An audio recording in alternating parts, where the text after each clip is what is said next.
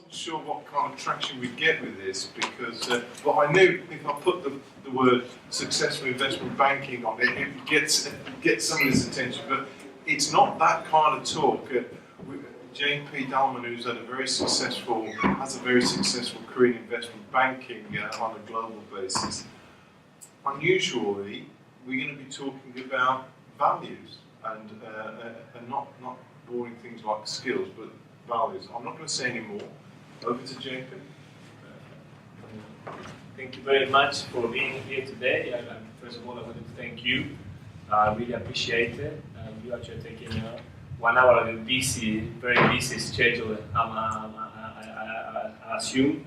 And really, what I'm trying to do today is just, I have a couple of objectives that I actually set up with Jeff, and really it's about, in terms of general objectives that I have for myself, but really for you as well. And I'm assuming that you also already thought about potentially what you can get out of this. I'm not sure how much of an idea you have, but it's about just think and question yourselves. So that's what I want you to get out of whatever I say today and whatever you actually say as well. I hope you participate. To look inside yourselves. This is about very much about kind of just learning about who you are. Many of you already may have a really good idea of who you are, what you like, what you don't like. What are your values, your priorities, etc. We will go through those as well. I have some exercises to share with you. But that's really the core, in terms of just kind of working on understanding yourselves to actually come up with an idea of what you want to do right now, or after you finish here at Queen Mary, or in the next 5 years, or in the next 10 years. So we split it in 2 sessions, right? I hope you come to the next one as well. The idea, really, the way I split it, or the way I structure is that we do some things today, and then we do kind of the part 2 next Tuesday, right? Same time, same channel. So, yeah, I hope you enjoy it. just please participate as much as you can. Please stop me and ask me any questions whenever you want as well. And then just to start. Sorry, just in case, so I will share some tips, some stories, some tools, and the idea as well is when you leave next week is that you leave with kind of at least a high-level plan of what you're going to be doing for the next term, for the next 12 months, and then hopefully for at least generically, and we'll talk about that, about the rest of your life. So very deep. So okay. And just to start, what I'm going to share with you is actually a little bit of just setting up your mind, so resetting your mind. So what I'm going to ask you to do, really, is just, if you don't mind, to close your eyes. So please close your eyes. Right? Put your hands down if you haven't crossed them, in the front of your body. And if you don't mind, put your toes to the top of your palate. Right? Because if you do that, now I want you to start breathing. Just through your nose, in and out, as much as it takes, maybe 1 second, 2 seconds in, and 1 more second when you go out. And just do that for a minute or 2, and just try to think of nothing, please. Just nothing. A white piece of paper, a sheet of paper.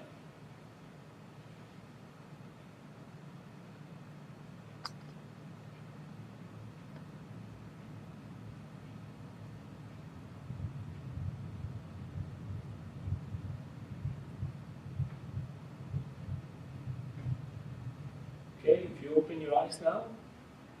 So the second thing I'm going to ask you to do is just think about, look at anything that is actually a material that you can see maybe at the front of the room, right? The board or the speakers or the bottom there. What I want you to think about is that whenever I'm talking about something, right, that makes you anxious or uncomfortable, right, I just want you to actually go to that point. I won't be able to catch you because you're all looking, there's too many of you and you're looking at different things. But that is what I want very quickly, just to share with you, where we've done just now is a little bit of meditation, which I recommend to all of you to do whenever you can, especially in the morning when you get up, even when you're in bed. And the second thing that I'm asking you to do is what is called mindfulness. So this is a technique that you can use in any class, in any boardroom meeting, in any committee meeting, in any presentation, right? Which is basically you focus your mind into something that you can actually see. I use, for example, my phone. because I carry my phone all the time. And what happens is that, again, we're not going to go into the whole detail of it. As human beings, we have this animal side that makes us, very unsettled when we're not comfortable about something. And what this exercise, which is a type of meditation as well, and a type of managing your mind, is called mindfulness. What helps you is just to basically take the focus away from whatever you're thinking about, in your head, which, by the way, is not always, it's your reality, but it's not always the truth, right? So that's very two quick ones, yeah? So you can take that one away. So then secondly, let me tell you, want to tell you a bit about me? Yes. Yeah, a little bit of background. And why I'm here today? Yeah, Maria? I'm going to remember that because my daughter's called Maria. So, one of them. So, okay, so the story, just to put a bit of story background, right? So, imagine there was one upon a time, right? This kid, was born in the north of Argentina. Yeah, this is very, very far away from here, about 16,000 miles or so. He lived in a small town, a small city in the north of Argentina, not bigger than Manchester, or much smaller than Manchester actually. It's about 200,000 people. He was one of 4 children, the youngest. Right? He had a single mom who actually worked, 2, 3, even 3 shifts. I say some of these things in case it resonates with some of you. 3 shifts, to actually look after his children. And what happens once, in his life is that he actually, as he grew all by himself, or getting around things, he saw a film. He watched a film. I don't know who likes films here. I like films a lot. Right? So I watched this film. Sorry, this kid. What's this film? And actually, he saw this man, right? And he saw this man, which was a banker. He was doing all these activities and he was hanging out in all these places, right? And it stuck in his head, right? That one day he wanted to be that man, right? So the story continues, and then basically from that moment on, which was about 14, 16, he started to take actions, consistently to try to, get to be that man, right? So one thing that actually happened is that through all those years, he actually was very good at mathematics. Right? So do you study mathematics, all of you? Yeah? So he was actually excellent at mathematics. Right? It was the easiest thing for him. So, he would just do anything that had to relate with numbers, and actually, a top student, but that was the thing that was easiest. Right? So he actually opted to go and do something related to numbers. So he went to do management and accountancy and economics and more mathematics and finance, right?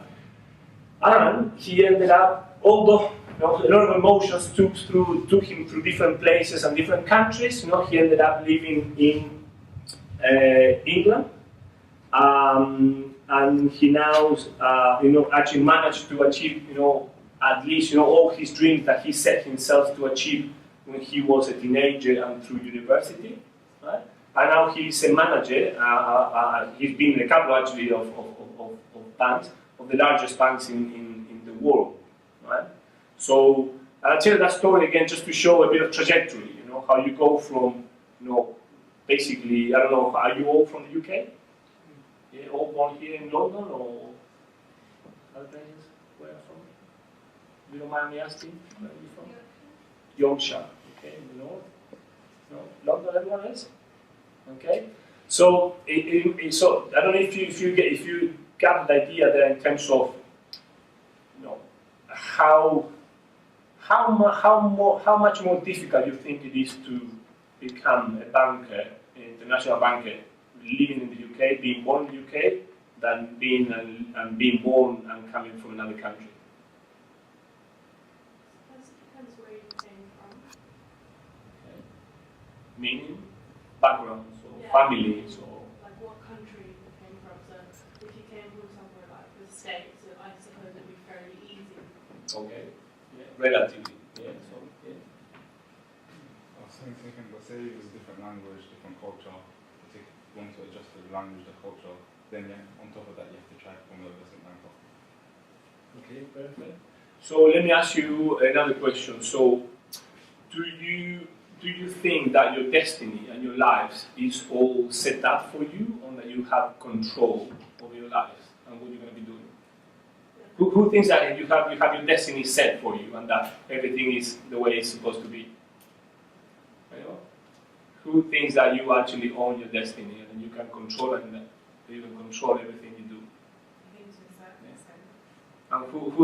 And and those that didn't lift their hands, what do they think? I'd say you can control most things, but you can't control everything. But going back to your original question, is it harder? I would say it all depends on the motivation of the individual. And if they know what they want to achieve, I think that's the hardest part on that, in being able to reach that goal, is knowing what we want to achieve. So an objective or a statement and a plan. Yeah. Okay. And on that, let me just pick a couple more from here. And following up from that, actually, if you don't mind, again, and remember, we're not judging here, so you can really say whatever you want. And the same actually for the exercises. You can talk to your peers here, or you can talk with people outside afterwards. But who has such an idea of what you want to do in your life at this point? 2? Good. That's good, right? At least we have, and then those that don't know what you want to do with your life. Do you have?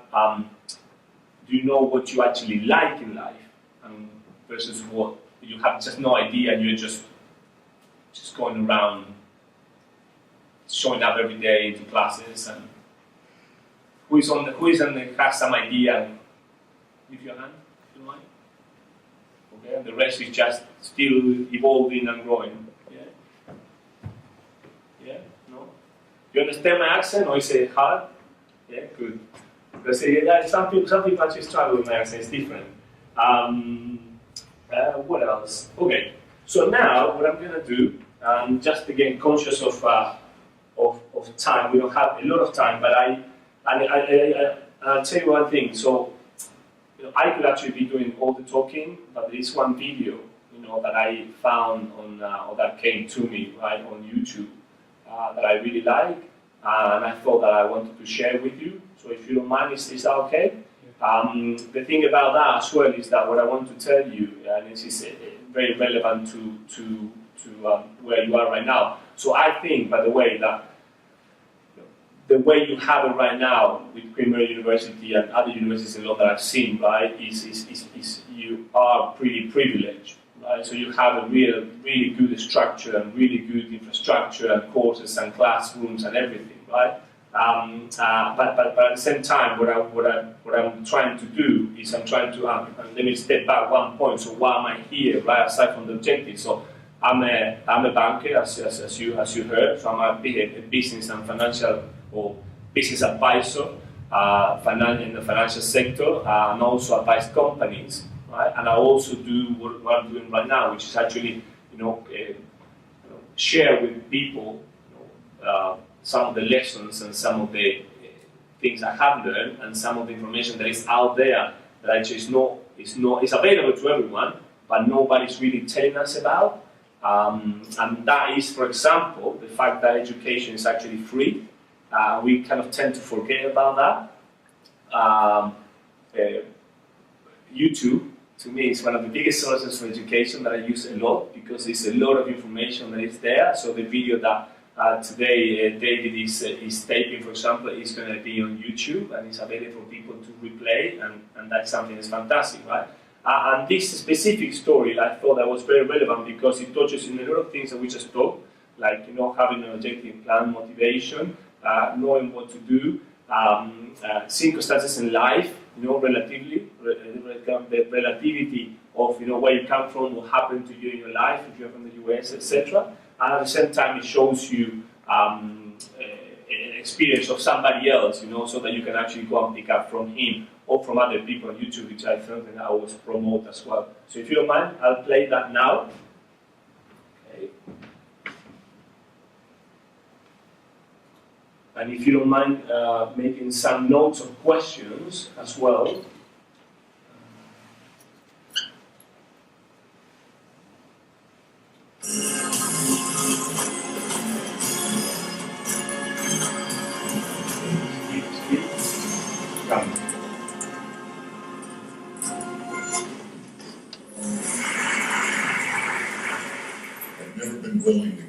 talk because it's personal.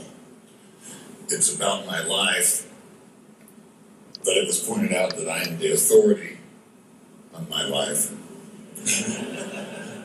And I divide my life into two parts, pre-accident and post-traumatic gifted.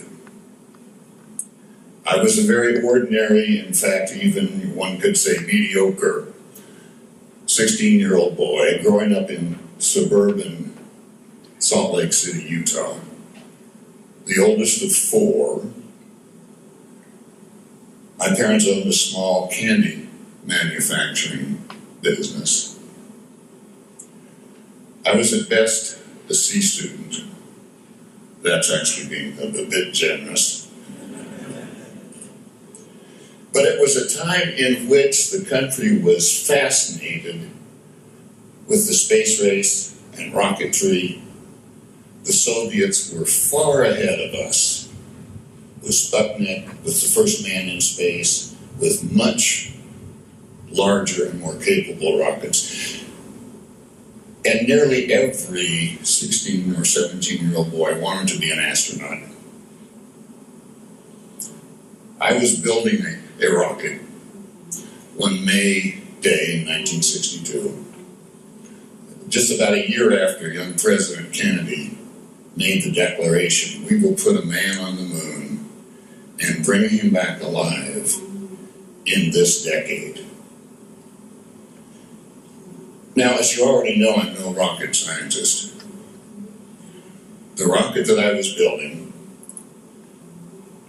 exploded while I was holding it. Boom. The blast blew off half of my fingers, took the sight in one eye.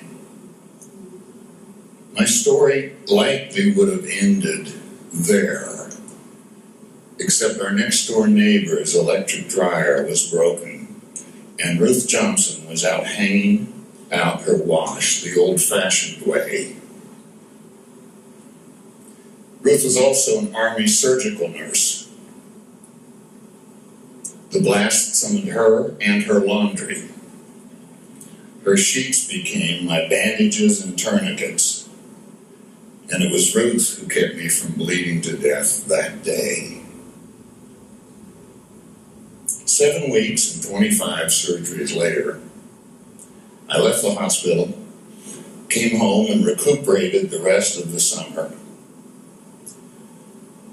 That fall, I started my senior year at Olympus High. But within a month, I lost the sight in my remaining eye.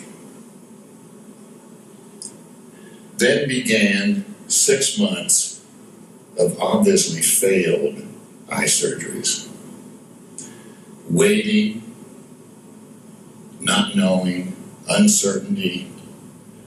Finally, after the 5th failed surgery, the doctors came to my hospital room and said to me and my mother, "We have done all that we can for you.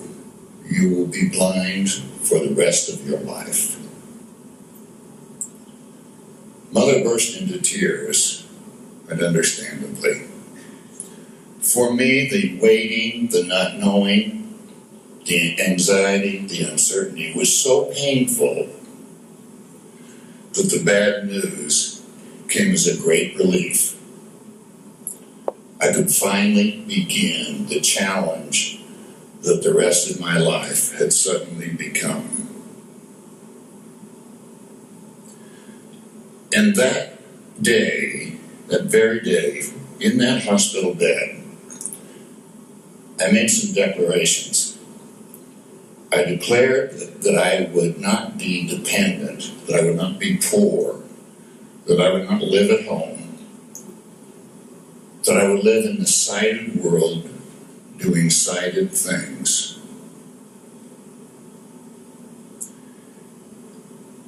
Now I want to pause here a moment.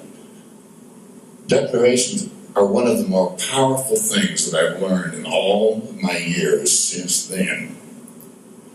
Declarations precede leaps. they precipitate action. They're a powerful organizing principle. Think about Kennedy's declaration, a man on the moon, or the Declaration of Independence, that opened the possibility for an entire different form of government on this earth.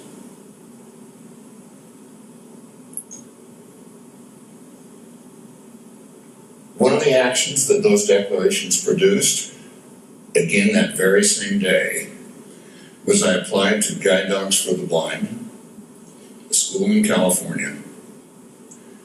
And a short time after that, I graduated from there with the first of 8 guide dogs, a German Shepherd named Minka. That fall, I started the University of Utah. 4 years later, I graduated first in my class. Now, 4 years, that's how short it used to take.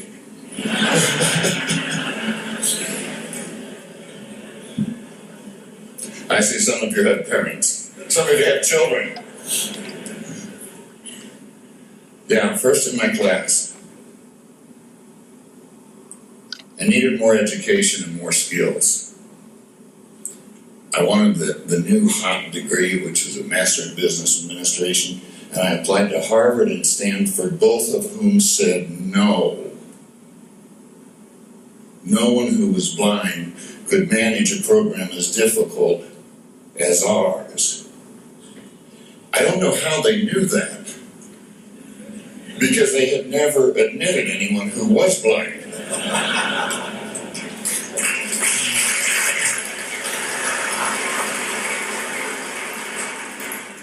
This was one of their boundaries, not based on clear thinking, but based on faulty assumptions. I went back and met with the Dean of Admissions at the Wharton School in Philadelphia, told him about Harvard and Stanford, and he said, I don't know if you can handle this program or not, but you're admitted. We'll find out when you get here. If you can't, you'll leave. Do we have the slide for the boats? One of the things I learned on this long journey from scarcity to abundance was an insight I had when I was visiting a yacht basin. And I saw these beautiful boats, very expensive, very empty. And I realized there's no shortage of money, just a shortage of the skill for knowing how to make money. And I determined I was going to acquire that skill. So I finished Wharton in 2 years, this time 5th in my class. Mother wanted to know who were the other 4. Some people are hard to satisfy. And I started to think that Stanford may be right. I had 50 interviews and no offers.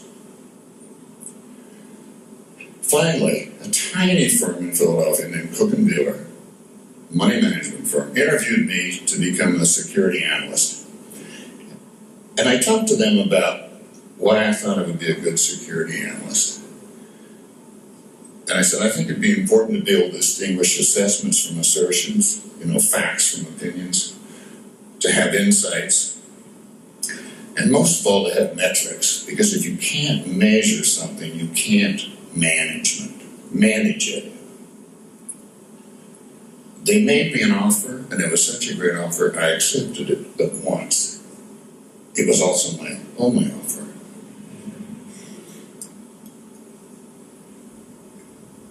I actually had a PhD offer from Stanford in applied mathematics, but I like the math of adding up the numbers more at Cook & Beeler. Their offer was, we will pay you the normal MBA salary. At that time, that was $15,000 a year, not a month. And you pay your sighted assistant. It was a terrific offer.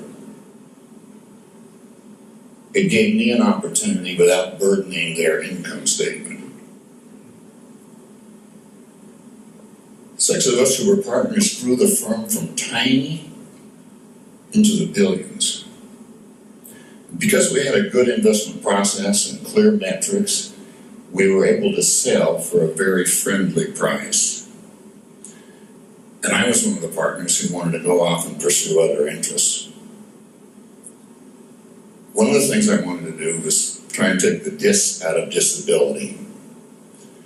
Senator Bob Dole appointed me to be one of the 8 commissioners on the U.S. Commission on Civil Rights, a Washington policy position, but fortunately only part-time. I went there thinking I could change the policies that make life difficult for our poor and disabled. I was so wrong. In fact, the legislation was expanded to cover even more people and imposing even higher costs on those employers who do dare hire the disabled. This is one of the reasons why the unemployment rate for the seriously disabled is now higher than it was before the law was passed. You're also very reluctant to hire someone if it's very difficult to fire them. I discovered that the incredible importance of policy. Policy matters, incentives matter, offers are far more valuable than requests, but I could not change policy from inside. I resigned. And what I wanted to do next was something at which I could win. And I had a great opportunity that came to me. Steve Maxwell had been my fitness trainer for over a decade. He's a jiu-jitsu fighter. And I finally agreed to just try jiu-jitsu once. It turns out he was right. I did love it, and still do. It's like 3-dimensional chess, but physical. It favors the strategically inclined over the merely strong or large.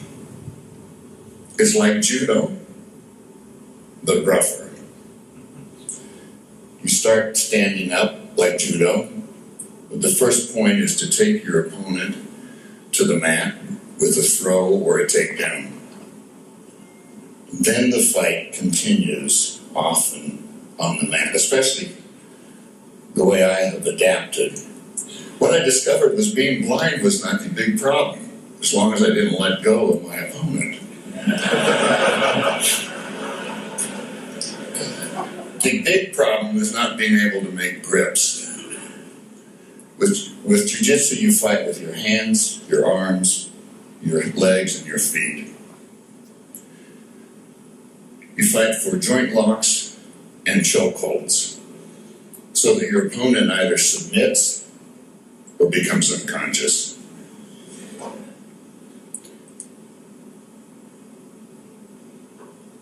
I've modified my game. I fight much more with my legs and feet than with my hands. And I started winning small competitions, then the national. Then with the encouragement of my wife, who is also a jiu-jitsu fighter, in 2003 we went to Brazil for the international competition for master seniors, and I won a gold medal.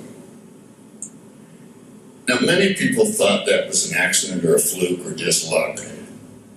And since I was one of those many people, we went back in 04 and 05, and I got 2 more gold medals. Then I retired. It only could be downhill from here. I don't compete anymore, but I train twice a week. And I still love it. I teach once in a while, but not often. What I learned from jiu-jitsu applies to all other parts of my life. And to yours too. it's about the importance of living with the conviction that opportunities will appear, that your opponents or your life will give you opportunity. But what you need to do is prepare, practice, and practice. Opportunities favor those who are prepared in mind and body. And courage. The courage to act, the courage to get on the mat, the courage to be larger than your fears, the courage to be larger than your circumstances, the courage to ignore those boundaries imposed on you by others or by yourself. Because you can make those boundaries come true if you believe in them. What I learned from Jiu-Jitsu: declare, learn, act, measure for value. And the learn, it takes 10,000 hours to get good at anything. That's just to get good. To be superb takes a long time. We have a small money management firm called Kairos Capital Advisors. Kairos is a Greek word that means moment of opportunity for action. I believe that opportunities aren't things out there waiting for you, that you can actually create your Kairos moment if you're prepared and if you have the courage to act. In preparing this talk, a friend of mine, Dr. Matthew Budd, who's a psychiatrist, said, those declarations that you made as a teenage boy are not the ones that automatically come to mind when you're newly blind. How did you happen to think of that? Thank you. And the answer is my father. When I was newly blind, he started reading up to me a lot. Inspirational stories and poems. And one poem that has come back to me again and again over all these years, especially in moments of despair or depression, of which there have been many, is subsequently made famous by Nelson Mandela. It's Invictus, the last stanza of which is, despite how straight the gate, how narrow the path, how charged with punishment the scroll, I am the master of my fate. I am the captain of my soul. Thank you.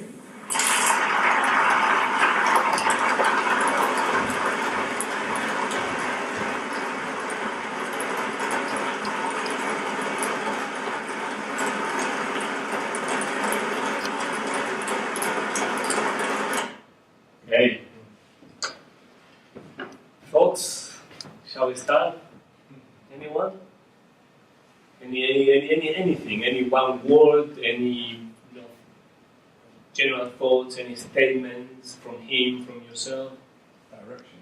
Direction. You have like certain goal and you just follow it through. But he kind of changed it as he went through his life, right? So I think at the end he said, the dreams I had before the explosion were definitely not the dreams that I had, after I became blind, right? Or when he went to Congress, he couldn't really do what he wanted to do, and he kind of took the failure, as you may call it, and then he went on to do fighting, right, or jiu-jitsu. Anything else? Do you agree with that? Sorry, do you agree with that? Yeah. He said that the power of declaration is very strong and that all actions begin there. And I think personally, a lot of us don't realise that you need to declare before you can act, which is one thing that he said he did and it clearly worked. Very good. Anyone agrees with that? So that's actually is tremendously important.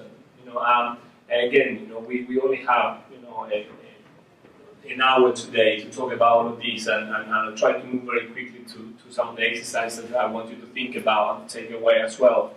But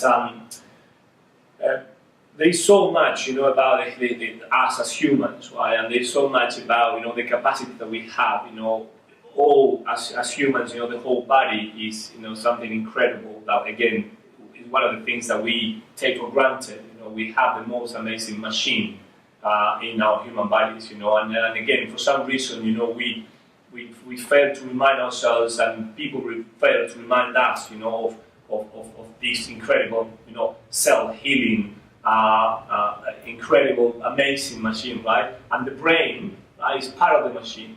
The brain, I'm going to try to summarize it for you. You have this kind of conscious mind, and you have the subconscious mind, right? And where the power of declaration comes into play, is when you actually declare this, and that's why it's so important to actually work out what it is that you want to do, is that you actually put that, in your subconscious mind, which is, the actual, again, in a very summarized manner, right? Is the actual motivation, the actual kind of self-motivation, self-action, everything is happening even when you're not even thinking about it, even when you're sleeping, right? So I had so like for background for yourself. So I have been studying kind of success, for the last over 20 years now, and that's why I have been studying physiology, psychology, and actually studying people like this gentleman, which, by the way, I don't know if you agree. I think he's pretty amazing. I think I'm pretty amazing, but I think he's really, really amazing, because it's just again and again. It's not. This is not about comparing or competing. It's just about understanding. How humans. How us. With all our capacities. Like eyesight, which is a beautiful capacity. I don't know who agrees, but I love looking at you right now. I really appreciate seeing you. The colors, your beautiful faces, the materials, the scarves, it's just something that, I really would like to have all my life, right? But even if it's taken away, it's amazing what a human being can achieve, right? And that's kind of the point that that's why I chose to give away my time to show you what he was talking about, because what he achieved in terms of, he seems to be pretty happy. I don't know about you, who really wants to be kind of successful in life here? Raise your hand. Who wants to be happy in life? Okay. Who wants to be a millionaire? Okay. That's interesting, right? So, but that's the whole. That's really what all of this is about. It's about understanding again what is it that you really want to achieve in life. You can actually be happy. You can be successful. You can be either.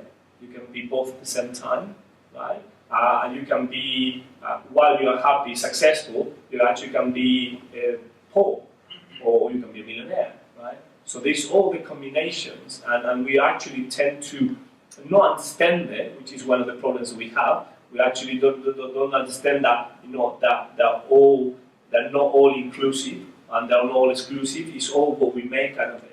And all of these, and again, what I say is because it all comes down to understanding what you want to do and to declare it. And very quickly, I'm going to move, because of time, but what about declaration? And this is, very, these are the gurus of success and the studies of the mind, of the power of intention, right? Talk about, think about these guys. So you have to write it down. Right? You have to have it in front of you every day if you can, right? In your fridge door, by your bed, or wherever, in the space of your where you hang around all day, right? Is that you can actually see, and if you can actually declare it out loud, in the morning and at night before, so as you wake up or as you fall asleep, that actually reinforces, in your brain. And again, don't take my word for it. You can actually go afterwards and Google it and try to understand, where I'm coming from. And let me tell you straight away, I mentioned you, for those that want to understand a bit more about success, you can study a gentleman called Napoleon Hill, which is, it's from the Western world, it's from the US, but it's a person that, it's a very interesting story. Again, you can Wikipedia and find out more about it, but he actually came out with the basic laws of success, based on some of the richest men in the US. But that's just kind of a quick tip for you. And again, because I'm just we have a couple more minutes to go. What I'm gonna give you really is just questions to take away, if that's okay. Yeah. I will as well tell you about the following. So as I study, all of these, what I have done is I have created my own model. And this is my personal model for happiness and success. Right? This is how I live it, and this is, what I share with people. It is my model, right? You can actually use it because that's what we do in life. We can actually use. That's where role modeling comes from as well, right? Or we can actually pick some things from it or from other people to create your own. And that's what I'm here for today. To just instigate you to think about, first of all, that you can achieve anything in life. Right? You can truly achieve anything in life. Everything that you believe that you can become, you can become. Right? Everything that you believe, and this is the most dangerous part, which is very human, and we all do it. Everything that you believe that you cannot become, and that you are not, right? You are not. Right? So if you tell yourself, and this is not about having your dad to read your stories, or if you had no dad, no mom, or you had nobody, or you have people bullying you, or this or that, right? Ultimately, you can actually talk to yourself, because that's what we do all day. We have thousands and thousands of thoughts every day. And just for statistics, right? So 90% of the thoughts we have every day, of these talks that we have, right? They repeat every day. So it's up to you to change the cassette or the CD or the MP3, right? But again, most people don't tell us this, right? So I just tell you about, you have the most powerful machine or the most dangerous machine, right? But you are your best friend and your best enemy, right? So I just take that away today, and as you write these things down, when you come back next week, please come up with any questions that you may have. So again, that's my model, right? So for me, I created what I call building blocks and pillars. So for me, the building block number one is health, because if you don't have health, the machine doesn't work, and you have to look after it. This is a note for those that are going on holiday. No big drinking, right? Because you're actually destroying your cells. And again, it took me a long time to realize, but once you realize that this is the most amazing machine, and that the way you treat it is going to affect your performance, it kind of changes, the way that you treat yourself, right? And that goes to everything, alcohol, drugs, sleeping, anything, exercise, right? So health. Then we're going to talk about, I'm going to talk a little bit about this next week, universal laws, and this is all a combination of life and based on quantum physics. These are some basic terms, experiences that I have learned over time that I usually share. These, which actually is at the top there, but it's the questions I'm going to throw to you now, is about really understanding yourself, which is really where it comes, where you can actually end up to have a declaration. So only if you understand yourself, you can actually declare what you want to become and do. And then the creative process, which relates a little bit to universal laws. And then finances, which are very important, and this is another whole subject that we can have maybe next year, which is about financial intelligence. We talk about emotional intelligence, but nobody talks to us about financial intelligence, which is another matter. And all of that summarized, really, it all translates into your habits. What you do every day is all a consequence, as I see, of all of these combination of things, right? Not only how you've been raised, but the environment, who you hang out with at university, which I'm assuming is the most, where you spend most of the day these days, is all very, very defining, and it will change your days and your life. So anyway, any questions so far? No? So what I'll do is I will tell you some 3 questions, and if you don't mind, just write it down, and then for yourself, really chat with somebody after this session, and then you can come back with these thoughts, for next week.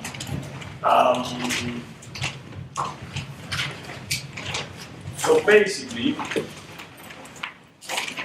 on a scale of 1 to 5, right? If you think about your life, right, your current life, your current situation, right? How well you're doing at university, where you're living, your friends, your understanding of what you want to be, what you want to do, etc. Right? how do you rank your life? Is it 1, terrible, 2, bad, 3, okay, 4, good, 5, amazing? Yeah. So now, if you don't mind, if you can put 2 lines of numbers, 2 rows of numbers, 1, 2, 3, 4, 5, 1, 2, 3, 4, 5. Yeah. And then on the top one, just from 1 to 5, using the scale, how happy are you? So from 1 to 5. 1 being really unhappy, and 5 being really, really happy. And then the second row, from 1 to 5, how successful you think you are, from 1 to 5.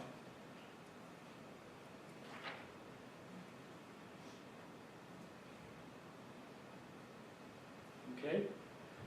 And then next, if you want to repeat the 1 to 5, 2 rows again. And I tell you to think about this, right? Your current situation, and you can even bring it to this very moment and today, how things are going. You were late for a class, or you did very badly on an exam, or you had a fight with your boyfriend or girlfriend, right? Or anything you just thought very quickly about, because you have a first feeling about your life, and you straight away, if somebody asks you, right, and you don't have to answer honestly, it's just to yourself, you usually will say the truth, right? How you're feeling. So if I tell you actually that is actually how you feel today and your current situation, right? But if I tell you to look at it from a versus, your current situation versus your whole life, right? How bad or how amazing your life has been up to today, I'm assuming you are in your 20s, right? Pathetic. And how bad or amazing you think your life, is going to be, in terms of opportunities, in terms of hope, right? So if you now can re-rank yourself, how happy you think you are, and how successful you think you are.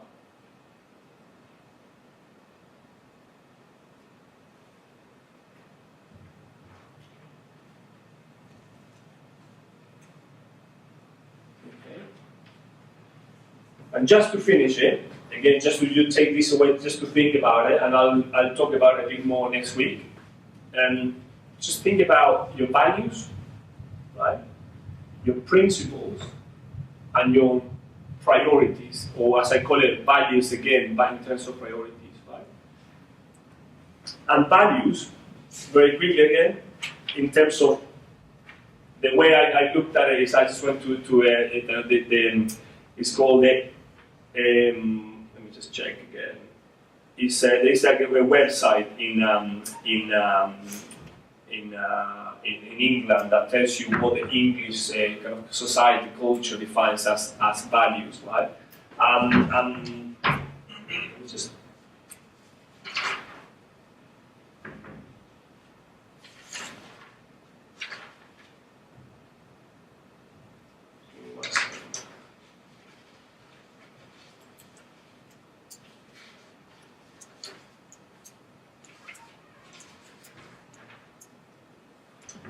Okay,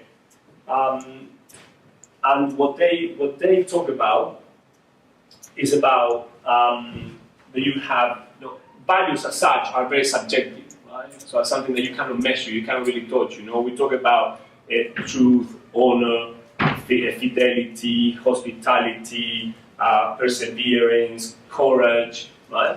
But it's very hard to actually kind of see, touch, etc. Right? Then we actually have principles. Principles are actually rules that we use to live in society. And the best example I like usually is the kind of mafia guys, right? So the mafia, yeah. So the mafia guys, they actually have values as well, right? So they have honesty inverted commas, right? They are very faithful. They have all these values, in the same way gangs, right? They have all these values that keep them together, right? But then, they use principles to be able to live in society so they don't get caught. Right? And this is very interesting because you never think about it. So bad people actually have values, and bad people have principles, right? But we can define them as we please. Right? But you can actually see them as well, which is a bit hard. So now I use the model from another gentleman, which talks about, okay, so if that's so hard to actually pinpoint, to be able to change and achieve a different output or a different outcome to your life, right? How do you do it? So he talks about, priorities, right? So think about what are your priorities in life? What is important for you? Family, job, children, money, sports, right? And next week when you come back, we will go through that and we use that to build on what is actually your priorities, what you really like versus the actions that you're taking. Okay? Thank you, Jim. Okay, thank you.